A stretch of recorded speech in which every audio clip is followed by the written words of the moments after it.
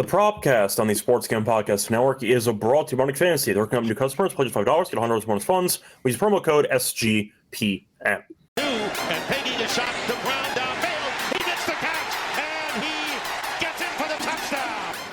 The catch is made by Calvin Ridley. Wilson, as he throws. And welcome, everyone, to the Propcast here on the Sports Game Podcast Network. It is currently Friday, October 7th, around 11 a.m. Eastern, here for Week 7. Going to break down our favorite props for the Week 7 action. Scott Ray Show once again joined by Adam Roseberg. So, Adam, how's it going with you? What's up? It's good. So we're off a Monday sweep. It was good to see that when you sent me the props, you didn't forget that we now do a Monday show too. Yeah. So we ended up sweeping the Monday show, and now we're back. So we're going to try to keep it rolling here. I know, of course, you've been on a heater. If you follow him either on Pickett, on Twitter, whatever, wherever he posts his picks, you can find him. But either way, the babies. Yeah, the babies, either or. Point is that Adam's been on a heater. I know we both ended up sweeping last episode.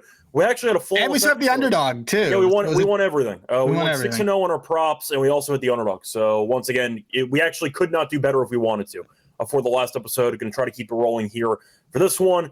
I'll ask you though, before we get into any of the games or the props we're going to talk about, any thoughts on the game last night? It was a lot of fun. I mean, look, it's weird. It was weird to me because I thought that was, I mean, like public dog situation. Like everybody was on the Bengals. Tomlin stinks in short weeks, and that's fine.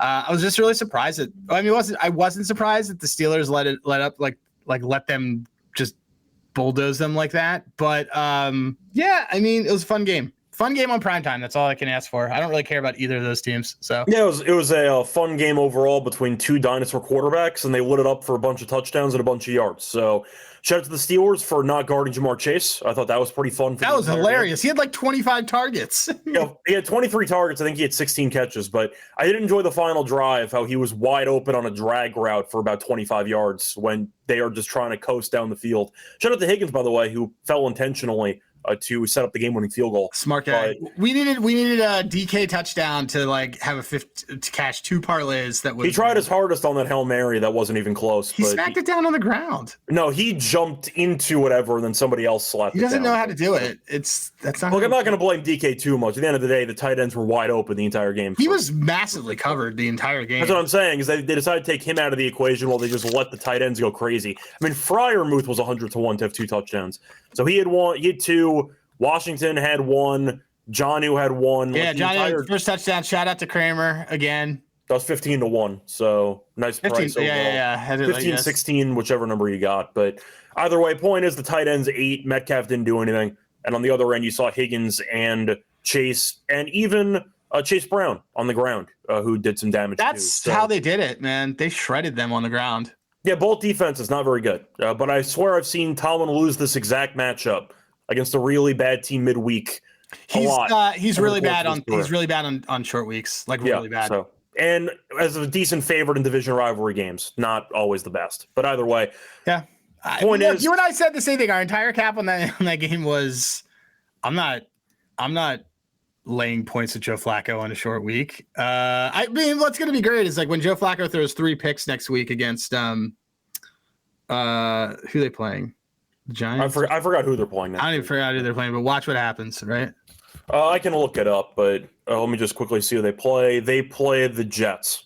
Yeah, so when the Jets pick them off three times next week, we'll see what happens. But it's a revenge game, right? Yeah, they're all revenge games for him. Yeah, they're all revenge games for Flacco. That's the running joke. I saw somebody make a comment on Twitter which made me laugh. It's not really revenge. No, Fitzpatrick is the best person to have for Thursday Night Football because every city they visit is a former city he's been in. Which I thought was a really great tweet. But either way, point is, fun game last night. Came down to the wire, and it was definitely entertaining. But nice job by Joe Flacco, who's still elite, by the way.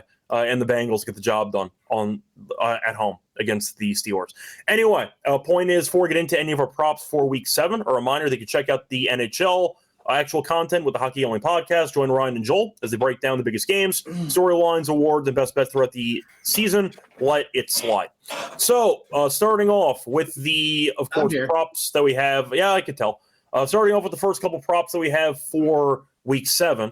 I'm briefly stalling until you get back into your chair. What do you like? That was like that. Well, also, by the way, you can come to the Propcast is going to have some hockey props. Yes, we are going to be having hockey props. We'll do that probably on our Thursday show. We'll probably be that. Probably, or I mean, worst case scenario. The bigger slates are on Thursday. So yeah, either that or worst case scenario, whenever baseball season ends, we'll just completely wipe our hands clean and then just move on to hockey. But either way, what's going to be your first prop 4 weeks out? So I'm going to go with something pretty easy. I have a couple props in this game that I like, but Devin Achan, do you know how many times Devin Achan has had more than 60 yards rushing against a non-New York Jets team in the last 10 days, in the last 10 games? You said a non-New York Jets team, so it's going to have to be a low number. So I'm going to say it's twice. I was going to say 3. He has only gone over the 67 4 times in the last 10. He had 128 obviously last week against Chargers. It's also at home he hasn't, or on the road he hasn't done this. It's not supposed to be best weather. Not to mention that. So look, the reverse of that is he is under 67.5 in 8 of the last 10 road games. Mm-hmm. Going against a Cleveland team that has given up more than 52 yards to a running back once, and it was Jahmyr Gibbs, and that was in a dome. So I'm going to go with the under here. They are a very good rushing team. I don't expect this to be an ugly game. I do love the Browns. Devin Achan, under 67, under 68, whatever you find it at. I took 67 because I wanted to give my Caesar account some love. Yeah, so I do want to point out that there is, of course, the elephant in the room regarding that game, which might be why a lot of props are inflated for that one. Bad weather. We're expecting a ton of bad weather over there in Cleveland. It's supposed to be about 50 mile per hour wind gusts. Now, it's a couple days early, so we'll see if the wind... Yeah. I saw it was going to be like 55 and windy, not 20 and windy. Oh, no, I meant the wind gusts were... Yeah, the wind gusts, which you affect on the field. I get it. It's going to be bad for field goals. That's kind of the point, is that a lot of people now are focusing so heavily on the ground props, which is not really a secret. The secret's kind of out at this point. So if you see some higher numbers on some running backs in that game, that's why. It's because the wind's supposed to be really bad, where both teams might lean into the ground game. Either way, though, that's why the number is so high. But HN, we know, can be fragile, so I don't know if they want to give him a ton of work. And on top of that, it's a good rushing defense. It's a very good rushing defense. It's a great rushing defense. Like if this game was in Miami, I'd probably say the same thing. Yeah, fun fact is that I actually saw this Cleveland defense play in person. It was the only game Baltimore won this entire season. And Derrick Henry, I think, had like 10 yards. So I saw this ground game defense in full effect. They were very good.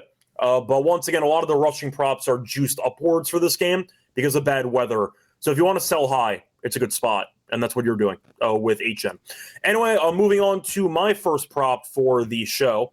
I'm going to go with a running back as well, but I'm going to go to the Chiefs game against the Raiders. I'm going to go with Kareem Hunt over 1.5 receiving yards at -120. We know that Reed likes to use them. I am aware that his snap count share has kind of gone down lately.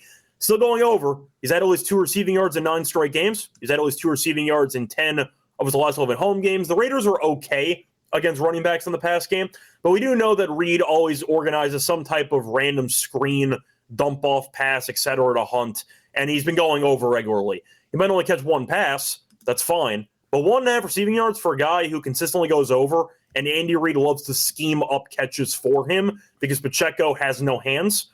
I think it's a good spot for Kareem Hunt to once again basically make 1 catch for 5 yards. It's all you need. It's such a low number. Give me Kareem Hunt over 1.5 yards receiving at -120. So that's my low-hanging fruit. I mean, what do you think about Brashard Smith? Do you like him? Because I saw him against the Lions, and I didn't really notice him at all for the entire game. He had a couple catches in the second half, but I think people were expecting the breakout game. We didn't get that. I'll tell you that much. I made a couple of catches, but I wouldn't expect him to get that. I mean, Pacheco's also clearly knows that people are coming for his job because you're looking at Pacheco's numbers receiving as well. We all know he can't catch. So I think it's less that he can't. He just doesn't. They just don't. The point is, though, Hunt is still going to be getting some third down roll for the sake of whatever. 1 check down is all I need. I'll look at the utilization on the third down rolls for the Chiefs. Let's see it. I'll look at it from the last couple weeks. Let me log in. This is not a partner of the show, so I just kind of am like, all right, I'll do it. Let's see. Since week 4, the third, fourth down targets on the running back side. Hunt. Yeah. Hunt. Or no, it's the third down. The real third down targets are really going to Hollywood Brown. Yeah, but out of the running back options, as a running back option, you need one check down, and Hunt's probably playing third down. So that's fine. There you go. Once again, it's 1.5. It's the lowest number imaginable. Has gone over in 9 straight. So give me the over for Hunt receiving yards for my first play in week 7. Moving on to your second prop that you have. What do you like? So I see Joe talking about Judkins. I'm going to stay in this game. Judkins' numbers look like pretty inflated. I do think he probably runs over Scott, by the way, for whatever we do for our parlay. Let's just throw in Judkins 100 yards. We can. I mean, we know Miami can't stop anybody, so it's fine. Let's do that. But I'm going to take his longest rush over 17.5. Did I write anything down when I took this the other day? No. I mean, Miami gave up 200+ yards to Rico Dowdle. I think that's kind of enough said. I think it's kind of. I just realized I didn't. And I know he was good against the Cowboys too. The Cowboys defense stinks too. Do you want to cap this for me, Scott? The weather's really bad. Judkins is the main bruiser out of the running backs they have. So if you're looking at, I have it already. I'm saying if you're looking at both teams punting the pass game, Judkins he might get like 25 carries. I have my notes. So first of all, I will give notice that this was mentioned on Dad's Bet Baseball because it was a play that and football sometimes. And football. Thank you. Yeah, you were as a frequent non-dad guest of the show. You nailed that. We got Mahomes 7-1. We did. That we're sharp on that show. We also gave out Tet at 7-1, and that's collapsing. But CJ, my co-host, had mentioned we did a rookie parlay, and he said he really liked the longest rush. And the reality is that when you have a number that's so inflated on the rushing, makes a lot more sense because he's not getting 90 yards without breaking one. And just so you know, all but 2 running backs have not. This season have not gone over their 3 running backs have not gone over their longest rush against this Miami team. They are Hassan Hoskins, who hope all you fantasy nerds are happy because that guy stinks. I'm a big fan of Vital, by the way. I think Vital's a good player. I think he's a special teams player in a good situation. It's fine. I loved him at Troy. I liked him in college. That's true. I liked him at Troy too. On a defensive team, he was really, really good. Mm-hmm. Ray Davis, who stinks. He's also a backup running back. Trayvon Henderson, who we don't know if he stinks or not because he's not really like the front guy. So just so you know, all starting running backs go over this number, and they go over by margin. I believe CJ's like alting it, but that includes Breece Hall, by the way, on a bad Jets team. So keep that. Oh yeah, Braylon Allen went over his, and Braylon Allen and he got injured in the second quarter of that game. So. Everybody goes over it. So we have the 17.5. I don't care if it's 18.5. It's fine. I like it up to. I think there's a 20-yard run in there somewhere.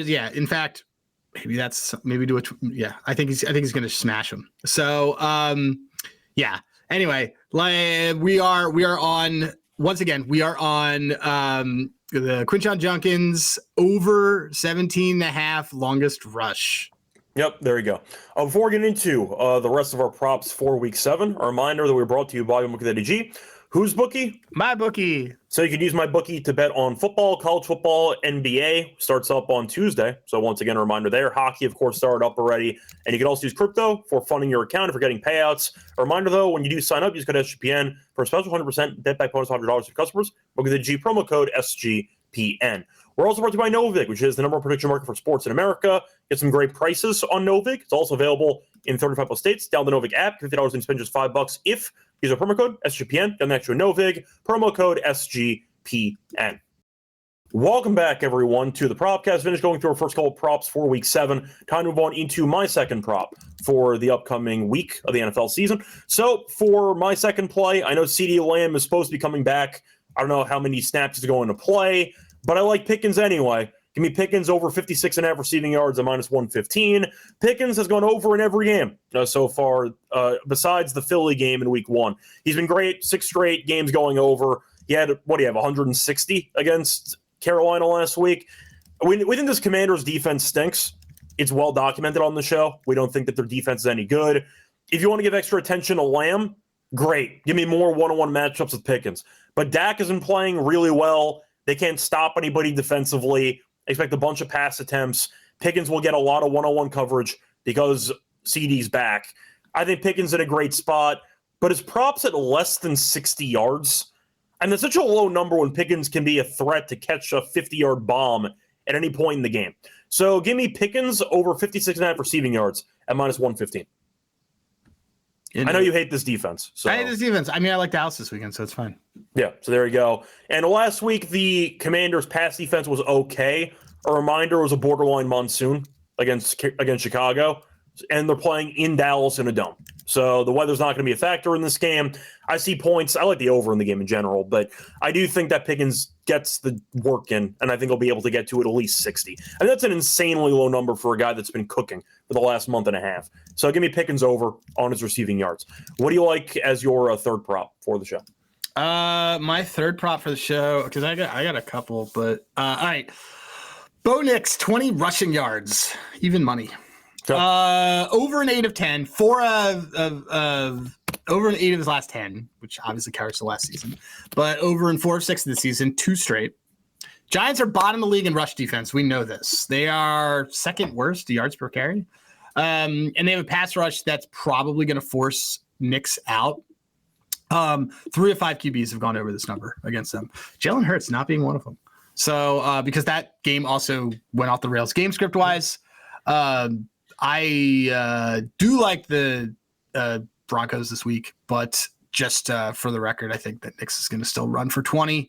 I'm fine with it. I'm not worried about kneel downs or anything like that. I think he gets like 25 in there. This is a really good pass rush. In fact, I need to check while we are here on a future that I want that I might make Mr.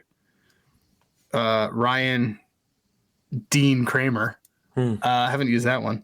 I think we might want to look at Brian Burns for Defensive Player of the Year. Okay. I mean, the sacks are there. Yeah, that's what I'm saying. Let me look. What's that number? I don't have the history in front of me of how many of the award winners have to be on an actual good team or a playoff team. I'm assuming the majority. I don't.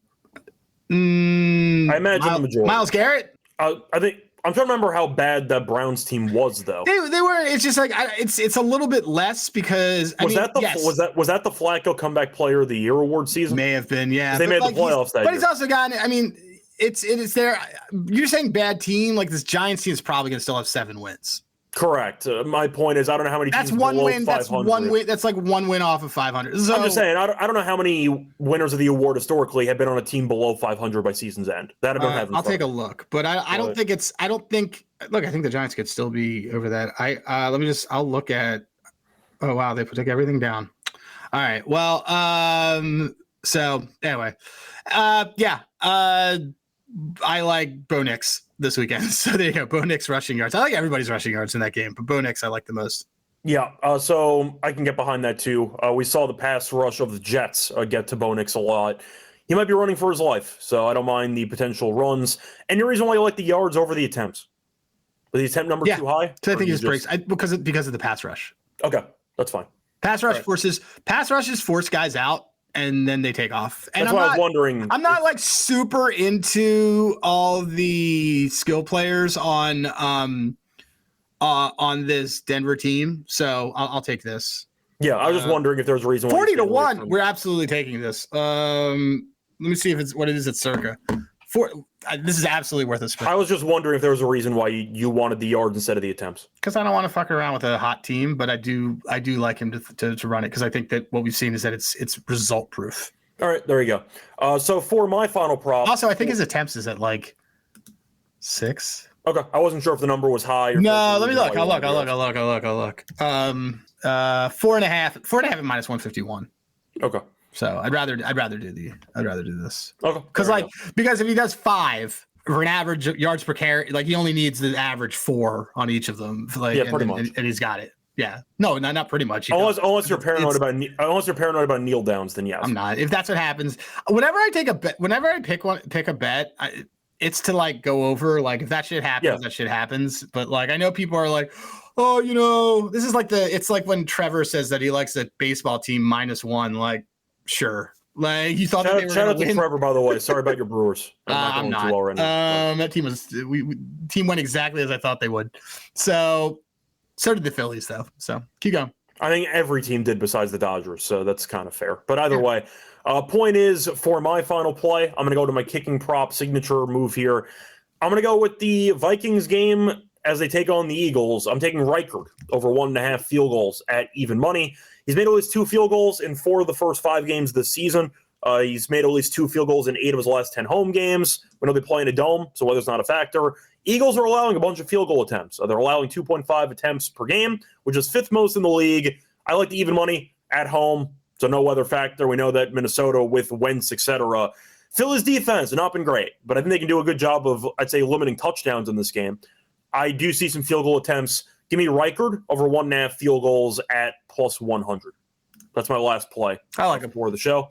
There you go. Anyway, you want to move on to miscellaneous?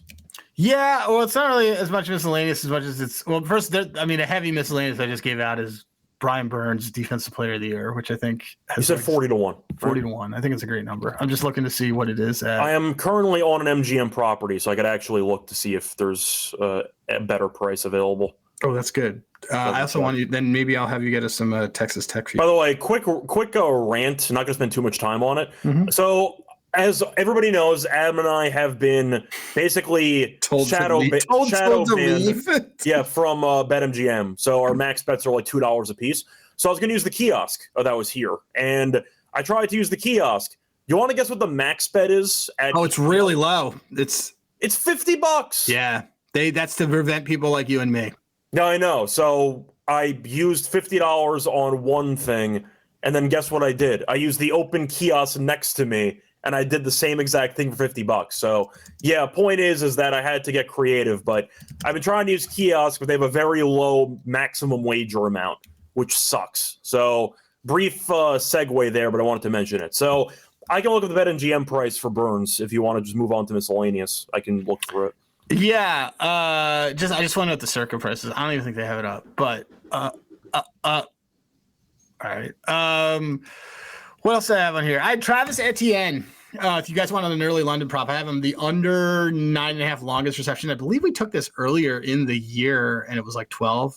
He might be our new Kyron. Under an all but one game this year, and it was a Bengals shootout game. Rams. We saw the Bengals last night. They give up a ton of yards to running. Rams have a very, very good opposing ADOT. Really good on Yak. Just a lot of things to do. There's only 3 opposing running backs that have gone over their longest reception prop against the Rams, and they were either shootouts or blowouts. Mm-hmm. This is going to be a slog, so it's just not really going to be something that's up for it. It just doesn't work. Like if a team for neutral game script is very good at Yak, then this isn't really a good play. So it's basically the Etienne. Is Etienne going to run for a first down? No, he's not.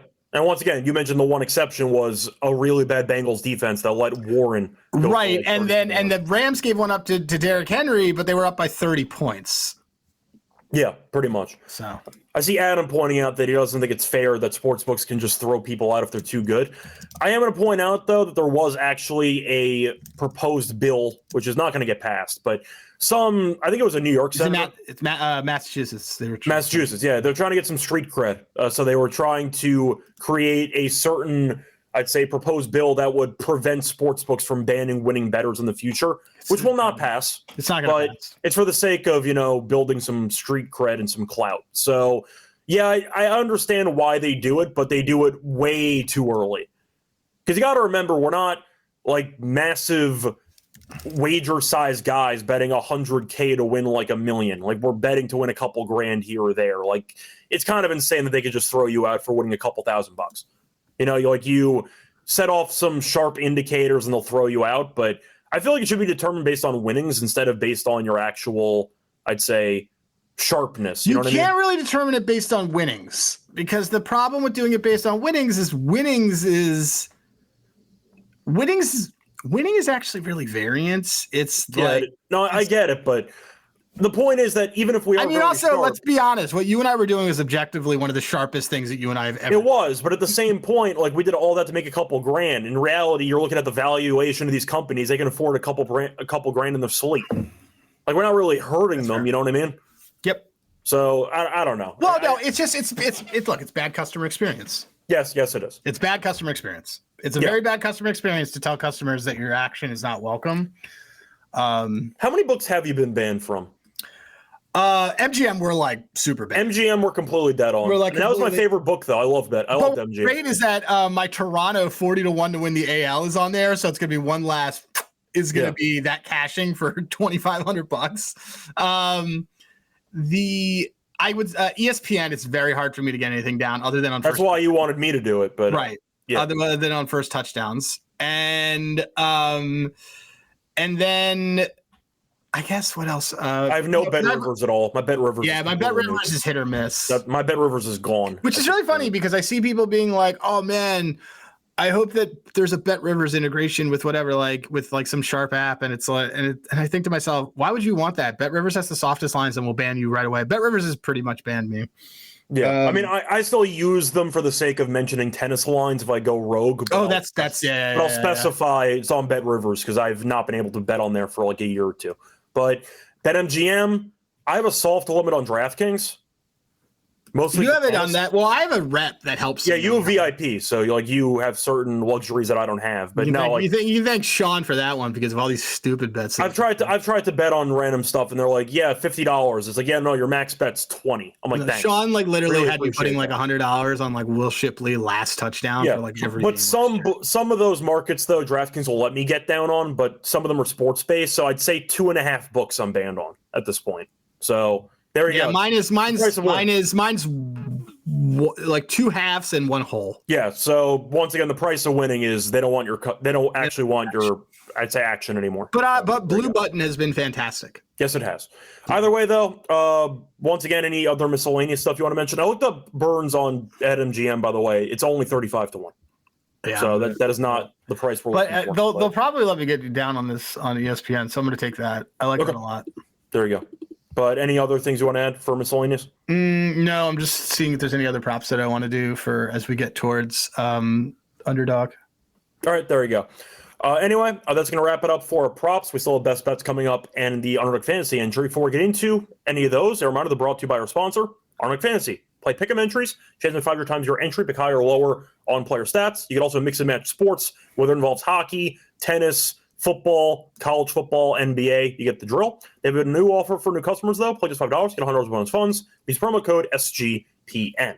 We're also brought to you by Rhythm. They're off to a great start in college football and NFL with picks and props, giving away cash prize every week just for tracking bets in the app. Track 5 bets of the same type of model that you build, and you can win $1K. Also, a nice discount that we have with Rhythm. Use code SGPN25. We download the Rhythm app for a quarter first month. That Rhythm, once again, promo code SGPN25 for a quarter off your first month. Welcome back, everyone, to the Propcast. Finished going through our props for Week 7. Time to move on into our best bets. Adam, what is going to be your best bet for the show? Judkins over longest. That's 17.5? Yeah. Okay. 18.5 if you weren't sharp like us and got it 2 days ago. Yeah. For mine. By the way, guys, I'm never going to give out something on this that I don't think is good to the moon after that. And if I ever did and you heard me say that, you have permission to just drag me on Twitter. Yeah, for mine, I'm going to go with Kareem Hunt. I'll take the over 1.5 receiving yards. I understand that his usage has been going down a bit more. We know Pacheco still can't catch, so Hunt still gets the third down responsibilities. I basically need 1 catch. That's all I need. It's 1.5 yards. I need basically 1 catch from a guy who Reed has loved to have on his roster because he catches passes. Give me a check down. That's all I need over any point of these 60 minutes. Give me Kareem Hunt over 1.5 receiving yards at minus 120. As my best bet. Moving on to Underdog. What do you want to go with? For Underdog, I know we mentioned Judkins before. For rushing yards, default, not longest. You want to just do that? You want to start there? We can. So I had another idea. What did you take for Pickens again? 56.5. You want to take his longest? That's fine. Okay. I like that. Let's do his longest. But I don't know if my CJ, not Sullivan, but CJ. Yeah, he was in the chat before. I know. But we were talking about if Puka was playing this weekend. Puka's playing this weekend, as expected. We're trying to figure out if we wanted Jags or Rams in a pick'em that we're in. God, we have a flush Underdog account. All right, let's go with. I like that Pickens one. Okay. Pickens longest 22, higher 22.5. Let's also do. So okay, they're really good on. There's a lot of good Q1 props that I like in here. But let's see. I remember when I was doing research, one Q1 I was interested in was maybe Laporta receiving yards. I liked Kamara. That's fine. Just because I just think he's going to get a lot of work in this situation. Against the Bears. Like the Bears, generally speaking, they'll give up receptions, but they don't give up a lot of yak. Yeah. So that's kind of, let me just look at it real quick. I'm on FTN right now. The Bears are, the Bears are like middle of the league in that their yards per catches is that they give up the most. I think they give up the most receptions. I think they force a lot of the. By the way, it was announced 4 minutes ago. Puka's out. Yeah, Puka is out. No. I know Puka's out. Puka is out, guys. He's so out. Do we want Adam stuff or no for Underdog? I don't. I just would rather. Nah. Okay. Let me just see. I just want to check a check down rate on something. Okay, so the who are the Packers playing this weekend? The Packers this weekend play. Sorry, just pulling it up right now. They play the Cardinals. Is there? We should do. McBride. And it's in Arizona, so it's in a dome. We should do McBride stuff. Oh. Because they forced the most checkdowns. Let's do his receptions over 6.5. Sure. I kind of just don't care who the person is. It's just I will continue to take these types of plays. It's 148 on a regular book, so I just would rather have it here. But he had 8 last game. Every tight end has gone over their number except for Mike Gesicki, who stinks. So let's do that as the second one. What else? What's another one that you liked? Do you want to just use the kicking prop? Did you like Riker? I did not like it. I liked your cap. So we can do that. That's fine. There you go. I'm the kicking guy. I'm also a kicking guy. I'm a sack guy too. Yeah, but you go for kicking points. I'm the field goal guy. Well, I go for kicking points when there's a discrepancy. I know. Yeah. I do it. Eddie Pinheiro, dude. Eddie Pinheiro's. Wait, are we not going with our guy, Fast Eddie? It's honestly fair. We can just run that back. Yeah, we just got to run back. Yeah. They have some weapons again. They got Kittle. They have, I think Jennings has 7 fractured ribs or whatever, but he's going to play anyway. So yeah, man, that's what dude. Fast Eddie. We'll go Fast Eddie. That's still 1.5. I mean, it has to be. Yeah, 1.5. Oh wow, something happened. I didn't take something out. Oh, let me take out the Reichert one. This is a 5.6 payout. We have bonus funds. Yeah, throw that in there. Whatever. Well, no, I want to use our normal money. I'd rather use the bonus funds on like a TD one. Oh, okay, that's fine. All right, let me repeat it. Well, hold on. I'll repeat this, and then we'll repeat all the props that we're on when they inevitably sweep, and we can do it. Mm-hmm. Underdog. Trey McBride, higher 6.5 receptions. George Pickens, higher 22.5 longest reception. And Eddie Pinheiro, higher 1.5 field goals made. 5.6 payout with our boost, 4.54 without it. Allegedly. It's allegedly 50 to win 280. There you go. And once again, to officially end the show, Adam, what are your 3 plays? Well, I'm just pressing play. We're good with this? Yeah, it's fine. Okay. Yeah. Cool. Sharing this with you.